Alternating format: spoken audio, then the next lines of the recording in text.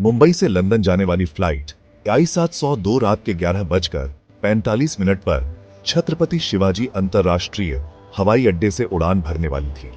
यात्रियों ने अपनी अपनी सीट ले ली थी। कुछ लोग अपनी नींद पूरी करने की तैयारी में थे, तो कुछ अपनी किताबों में खोए हुए थे। सब कुछ सामान्य था, जब तक कि उड़ान के बीच में एक अजीब घटना नहीं घटी। फ्लाइट के टेक ऑफ के कुछ घंटे बाद बिजनेस क्लास में बैठे एक यात्री मी अरुण भसीन अचानक लापता हो गए।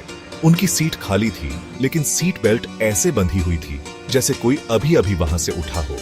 अजीब बात यह थी कि किसी ने उन्हें उठते हुए नहीं देखा था।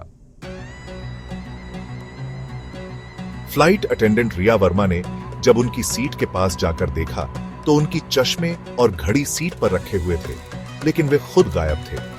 कॉकपिट में जाकर जब उन्होंने इस बारे में पायलट कप्तान अनुराग मेहरा को बताया तो उन्होंने तुरंत फ्लाइट सिक्योरिटी ऑफिसर को बुलाया। जांच शुरू ही हुई थी कि अचानक बिजनेस क्लास की लाइटें झपकने लगी और तभी एयर होस्टेस सिम्मी नायर ने घबराई हुई आवाज में कहा, सिमी नायर, सुनिए, मैंने अभी अभी देखा कि कोई आदमी विंग के पास चल रहा था। कैप्टन अनुराग विंग के पास, हवा में उड़ती फ्लाइट में? सिमी नायर, हाँ सर।